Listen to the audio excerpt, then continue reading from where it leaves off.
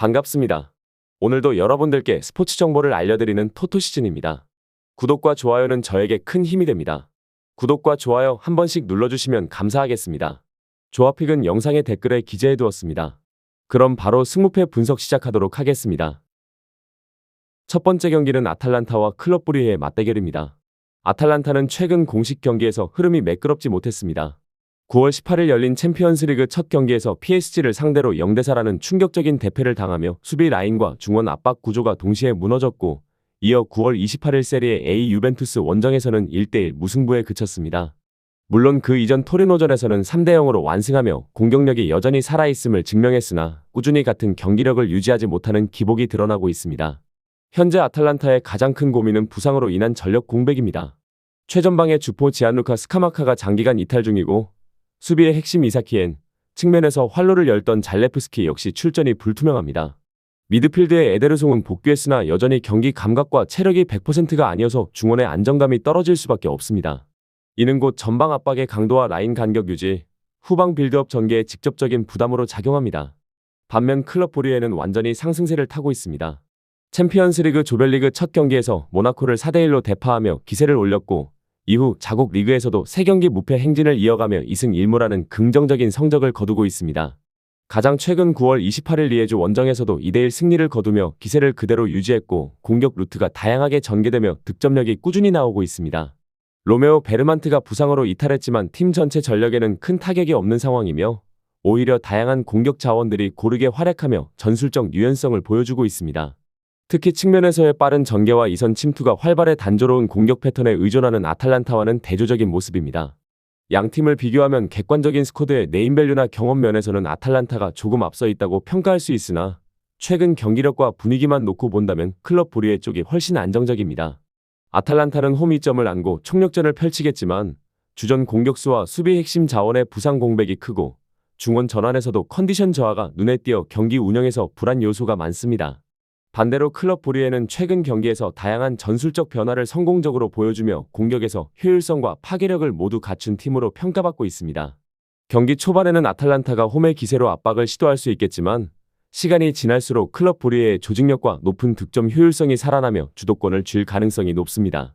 결국 이번 경기는 아탈란타의 정배당 메리트가 크지 않으며, 전력 공백과 체력 부담까지 고려했을 때 클럽 브리에가 충분히 이변을 만들어낼 수 있는 구도입니다.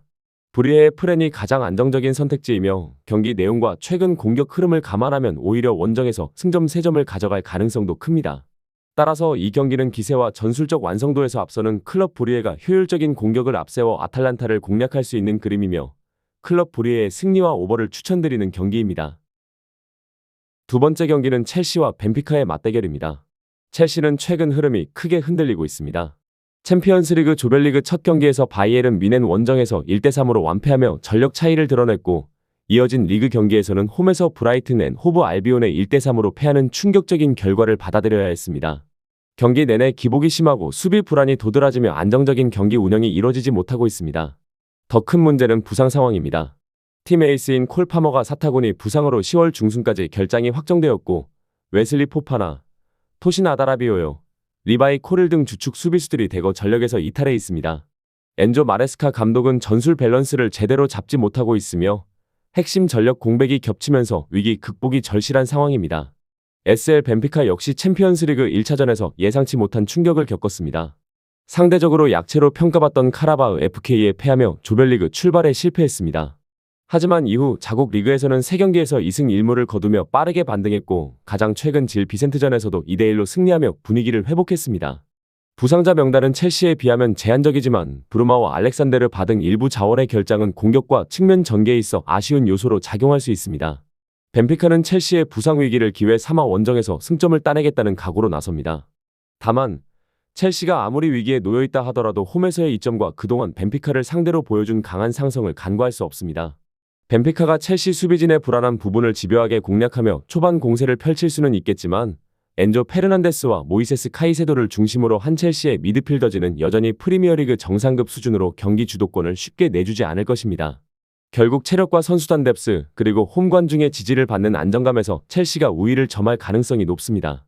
종합적으로 볼 때 첼시는 많은 결장자 속에서도 여전히 객관적인 전력에서 앞서 있으며, 홈에서 반등의 발판을 마련할 동기부여가 강합니다. 벤피카가 저항하겠지만 전체적인 경기 흐름은 첼시가 주도할 것으로 보입니다. 이번 경기는 첼시의 승리와 오버를 추천드리는 경기입니다. 세 번째 경기는 AT 마드리드와 프랑크푸르트의 맞대결입니다. 아틀레티코 마드리드는 최근 리그와 유럽 무대에서 극명한 희비를 오가고 있습니다. 지난 주말 치러진 마드리드 더비에서 레알 마드리드를 상대로 무려 5대1라는 압도적인 스코어를 기록하며 대승을 거두었는데, 이는 단순한 승리가 아닌 공격진 전체가 폭발적으로 살아났음을 보여준 경기였습니다. 훌리안 알바레스는 전방에서 끊임없이 침투하며 레알 수비를 흔들었고, 알렉산더 쇠를로스는 제공권과 마무리 능력을 앞세워 상대 박스를 유린했습니다. 중원에서도 코케와 사울이 안정적인 볼 배급을 이어가며 전방으로의 빠른 전환을 완성했기에 팀 전체적으로 전술적 응집력과 공격 효율이 최고조에 달했다는 평가가 나옵니다. 하지만 챔피언스리그 첫 경기에서 리버풀 원정에 나서 2대3으로 패한 아쉬움은 여전히 남아있습니다. 전방의 결정력은 좋았으나 수비 라인에서 순간적으로 집중력이 무너지며 실점을 연이어 허용했고, 특히 호세 히메네스의 부재가 공백으로 드러난 장면이 많았습니다. 이번 경기에서 그의 결장은 여전히 불안 요소로 꼽히며 디에고 시메오네 감독이 어떻게 수비 라인을 재정비할지가 관건입니다. 반면 아인트라흐트 프랑크푸르트는 최근 공격적인 면에서 눈에 띄는 상승세를 보여주고 있습니다. 챔피언스리그 조별리그 첫 경기에서 갈라타사라이를 5대1로 완파하며 초반부터 조 1위를 노릴 수 있는 강렬한 출발을 알렸습니다. 이어 리그에서 메넨글라트바흐와 맞붙은 경기에서는 무려 10골이 터진 난타전 끝에 6대4로 승리하면서 화끈한 공격력을 다시 한번 입증했습니다.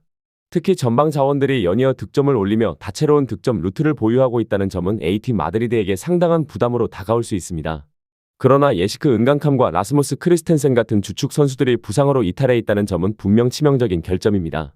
공격의 폭발력은 여전하지만 수비 라인의 안정감이 흔들릴 수 있고, 원정 경기라는 부담까지 더해지면 후반으로 갈수록 집중력 저하가 발생할 가능성이 높습니다. 종합적으로 볼 때 이번 경기는 두 팀 모두 강력한 공격력을 앞세워 다득점 양상으로 흘러갈 가능성이 큽니다. 프랑크푸르트는 최근 리그와 챔피언스리그에서 화력을 입증했지만 원정에서 수비 집중력을 유지하지 못하는 패턴이 반복되고 있고, 아틀레티코 마드리드는 레알 마드리드전 대승으로 자신감을 극대화한 상태에서 반드시 챔피언스리그 첫 승을 거두려는 강한 동기부여를 가지고 있습니다. 수비 공백에도 불구하고 홈에서의 전술적 응집력과 전방의 결정력이 뒷받침된다면 아틀레티코가 주도권을 가져갈 가능성이 높습니다. 양 팀이 모두 득점을 기록하는 치열한 공방이 예상되지만, 최종적으로는 홈의 이점과 전력적 우위를 바탕으로 아틀레티코 마드리드가 승리를 거머쥘 확률이 높습니다. 아틀레티코 마드리드의 승리와 오버를 추천드리는 경기입니다. 네 번째 경기는 보데글림트와 토트넘의 맞대결입니다. 보데글림트는 북유럽의 돌풍이라는 별명답게 올 시즌에도 강력한 기세를 이어가고 있습니다. 챔피언스리그 1차전에서 체코 강호 슬라비아 프라하 원정에 나서 2대2 무승부를 거두며 소중한 승점 1점을 챙겼고, 자국 리그에서는 여전히 무패 행진을 이어가며 우승 경쟁을 주도하고 있습니다. 특히 인조잔디와 북극권 특유의 쌀쌀한 기후라는 홈 어드밴티지는 해외 팀들에게 언제나 큰 부담으로 작용해왔고, 이번 경기에서도 토트넘을 맞아 전력을 극대화할 수 있는 요소가 될 전망입니다. 지난 시즌 토트넘에 패배했던 아쉬움을 서력하려는 의지도 강하게 드러나고 있어 홈에서의 경기 집중력은 더욱 높아질 가능성이 큽니다. 다만 핵심 미드필더 울리크 살트네스와 수비진 이상마타, 브레데 모에가 부상으로 빠지는 점은 아쉬운 대목으로 중원과 후방의 무게감은 다소 줄어든 모습입니다. 토트넘은 챔피언스리그 첫 경기에서 스페인 강호 비아레알을 1대0으로 잡아내며 조별리그 첫 승을 기록했지만, 리그에서는 최근 4경기 동안 단 1승에 머무르며 하락세를 보이고 있습니다. 직전 경기에서 약체 울버햄튼과 1대1로 비기며 경기력이 기대치에 미치지 못했고, 무엇보다 심각한 부상 악재가 발목을 잡고 있습니다. 팀의 중심이자 공격 전개의 핵심인 제임스 메디슨과 데안 쿨루셉스키가 장기 부상으로 이탈했고, 여름 이적 시장에서 영입한 공격수 랑달콜로 무아니와 도미닉 솔랑케 역시 부상 여파로 출전 여부가 불투명합니다. 수비진에서는 벤 데이비스까지 명단 합류가 불확실해 토마스 프랭크 감독은 전력 구성에서 큰 제약을 안고 노르웨이 원정에 나서야 하는 상황입니다. 객관적인 스쿼드 가치와 네임밸류 면에서는 토트넘이 여전히 우위에 있지만, 현재 시점에서만 놓고 본다면 오히려 보데글림트가 더 나은 조건을 갖추고 있다고 평가할 수 있습니다. 토트넘은 주축 자원들의 줄부상으로 인해 정상적인 전력을 꾸릴 수 없는 반면, 보데글림트는 홈 어드밴티지와 조직적인 전술 완성도를 무기로 삼아 경기에 나설 수 있습니다. 특히 빠른 압박과 속도가 믿는 공격 전환은 체력적으로 불안한 토트넘 수비를 괴롭히기에 충분하며, 홈팬들의 열띤 응원은 추가적인 동력이 될 것입니다. 토트넘의 정배당 가치는 현 상황에서 크지 않으며, 오히려 보데글림트가 승점을 가져갈 가능성이 현실적으로 높다고 할 수 있습니다. 따라서 이번 경기는 보데 글림트가 홈에서 기세를 이어가며 토트넘을 상대로 깜짝 승리를 거둘 수 있는 무대가 될 것이며 다득점 양상으로 이어질 가능성도 배제하기 어렵습니다. 보데 글림트의 승리와 오버를 추천드리는 경기입니다. 마지막 경기는 마르세유와 아약스의 맞대결입니다. 마르세유는 최근 경기력과 팀 분위기 모두 긍정적인 상승세를 이어가고 있습니다. 비록 챔피언스리그 1차전에서 레알 마드리드 원정에서 1대2로 패배했지만 경기 내용에서는 충분히 맞설 수 있는 경쟁력을 보여주며 자신감을 잃지 않았습니다. 이어진 리그 경기에서는 라이벌 파리 생제르맹을 꺾는 값진 승리를 거두며 팀 사기를 크게 끌어올렸습니다. 특히 홈에서는 언제나 강력한 모습을 보여왔는데 팬들의 열정적인 응원과 홈 구장에 이점이 더해지면서 선수들이 한층 더 집중력 있는 플레이를 펼쳐왔습니다. 이번 아약스전 역시 홈에서 열리는 만큼 반드시 승리를 통해 조별리그 분위기를 반전시키겠다는 강한 의지가 감지됩니다. 다만 미드필더 조프리 콘도그비아와 공격수 하메드 주니어 트라오레가 부상으로 출전하지 못하는 점은 아쉬운 대목입니다. 그러나 최근 경기에서 다른 자원들이 공백을 잘 메우며 안정적인 전력을 유지하고 있다는 점은 마르세유에게 긍정적인 요소입니다. 반면 아약스는 시즌 초반부터 난항을 겪으며 위기에 빠져있는 모습입니다. 챔피언스리그 첫 경기에서 인터 밀란을 상대로 0대2로 완패하며 국제 무대에서 경쟁력이 떨어진다는 평가를 받았고 리그에서도 라이벌 PSV 아인트호벤과 2대2로 비기며 기대에 미치지 못하는 성적을 이어가고 있습니다. 최근 리그 경기에서 약체 브레다를 상대로도 힘겹게 한 점 차 승리를 거두는 데 그쳤는데 이는 전반적인 경기력이 아직 정상 궤도에 오르지 못했음을 보여줍니다. 무엇보다 치명적인 부분은 주축 선수들의 줄부상입니다. 팀의 주포 카스페르 돌베르와 장신 공격수 바웃 베오르스트가 모두 부상으로 이번 원정 출전이 불투명하며 중원의 브랑코 판덴보먼마저 이탈의 공수 양면에서 어려움이 예상됩니다. 최전방에서 확실히 경기를 마무리할 수 있는 자원이 부족한 만큼 공격 루트가 제한되고 전술적으로도 변화를 주기 힘든 상황입니다. 이러한 전력적 차이는 경기 양상에도 그대로 반영될 가능성이 큽니다. 마르세유는 홈에서 초반부터 강한 압박과 빠른 전환 플레이를 통해 주도권을 잡으려 할 것이고 최근 PSG전 승리에서 드러났듯이 강팀을 상대로도 밀리지 않는 기세를 그대로 이어가려 할 것입니다. 아약스는 중원과 공격진의 부상 공백을 메우는 것이 쉽지 않아 보이며 원정이라는 부담까지 겹쳐 체력과 집중력 모두에서 흔들릴 수 있습니다. 물론 아약스 특유의 젊고 활동량 많은 축구가 잠깐의 변수가 될 수는 있겠지만 마르세유의 견고한 수비와 홈팬들의 응원이 맞물릴 경우 전체적인 흐름을 뒤집기는 어려울 것입니다. 결론적으로 이번 맞대결은 두 팀 모두 승점이 절실하지만 전력의 안정성과 최근 경기력 그리고 홈 어드밴티지를 감안할 때 마르세유가 확실히 유리합니다. 마르세유는 콘도그비아와 트라오레의 결장이 아쉽긴 하지만 나머지 주축 선수들이 좋은 컨디션을 유지하고 있어 경기 초반부터 적극적으로 밀어붙일 수 있습니다. 반대로 아약스는 부상자 공백과 불안정한 경기 흐름으로 인해 전반적으로 수세적인 운영을 할 수밖에 없고 공격에서의 변주도 제한적일 가능성이 큽니다. 따라서 이 경기는 홈팀 마르세유가 주도권을 잡고 전반과 후반 내내 경기를 지배하며 승점 3점을 가져갈 가능성이 높습니다. 마르세유의 승리와 오버를 추천드리는 경기입니다.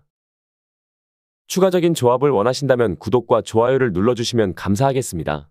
성공적인 수익에는 종종 운 이상의 것이 필요합니다. 정보에 입각한 성공적인 노림수가 필요합니다.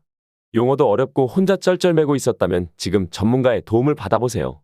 저희는 스포츠 정보와 분석글을 판매하지 않습니다. 스포츠를 좋아하는 모든 분들 즐기실 수 있게 가입권이 없는 스포츠 카페를 운영 중입니다. 참여는 영상 댓글을 참고해주세요. 오늘도 영상 시청해주셔서 감사합니다. 내일 또 다른 분석으로 찾아뵙겠습니다.